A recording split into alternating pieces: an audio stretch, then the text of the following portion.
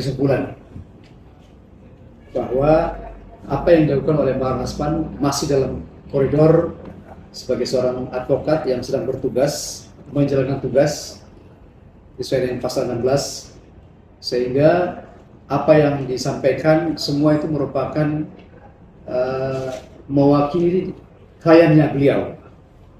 Misalnya seperti Iqbal Makin, yang Rasman mewakili sebagai advokat atau kuasa hukum atau penasihat hukum dari Iqbal Makin, sehingga apa yang disampaikan adalah itu merupakan hasil pembicaraan dari Iqbal Makin kepada Bang Rasman.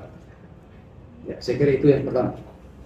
Yang kedua, bahwa setelah kita melihat semua bukti-bukti yang ada, mulai dari WhatsApp, kemudian video-video, hasil conference, percakapan, itu kami melihat bahwa itu bukti-bukti yang cukup kuat.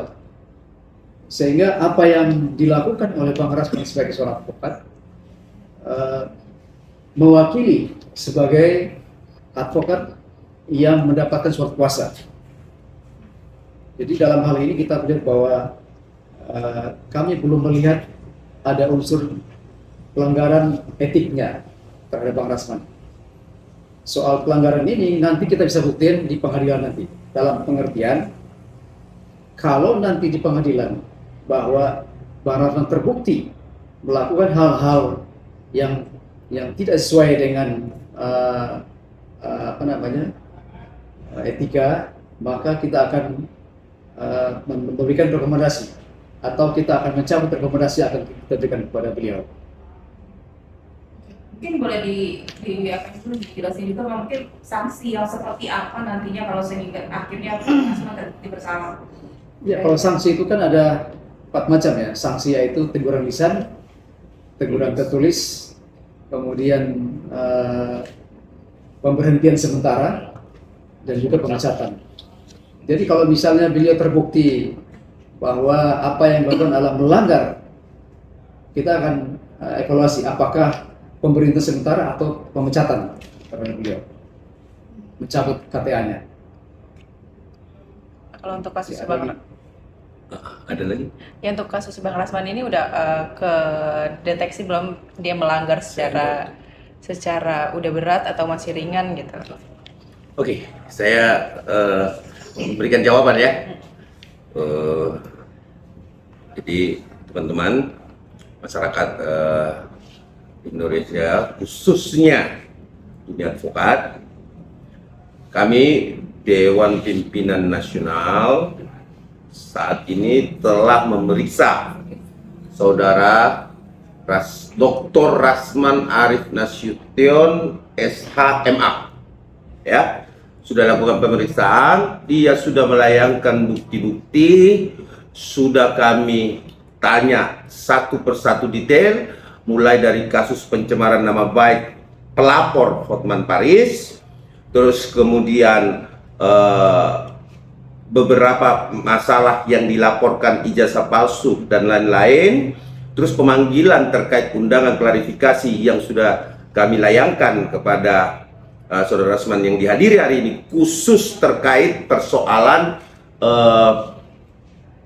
media sosial yang dianggap itu adalah asusila. Nah, saat ini bukti-bukti dari 4 kasus yang telah menimpa Saudara Rasman sudah kami dapatkan buktinya. Selain itu SP3 juga sudah diberikan kepada kami. Namun untuk persoalan terkait dengan asusila itu by proses, dan kami akan mengadakan rapat internal kepada seluruh jajaran termasuk Dewan Kehormatan. Hadir pada saat ini Bapak Irjen Anjar Dewanto di samping kanan saya, kemudian ada Dewan Pengawas Bapak Temi dan Pak Lukasian.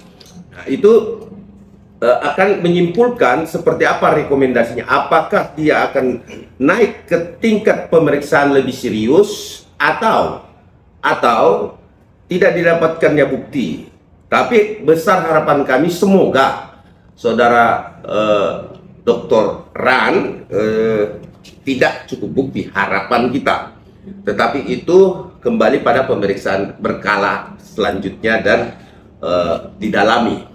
Nah, mungkin bisa dijelaskan oleh Dewan Kehormatan seperti apa pemeriksaannya tadi. Monggo, silakan Pak Irjen Anjar Dewanto. Ya, terima kasih. Assalamualaikum warahmatullahi wabarakatuh. Ya, kami dari Pradi Bersatu tadi dengan dipimpin oleh ketua, tadi kita sudah menanyakan satu persatu segala sesuatu yang berkaitan dengan apa yang dituduhkan, ya, yang dituduhkan saudara Rasman ini. Nah, ini kita juga sudah cross check satu persatu, buktinya kita kita minta dan segala sesuatunya.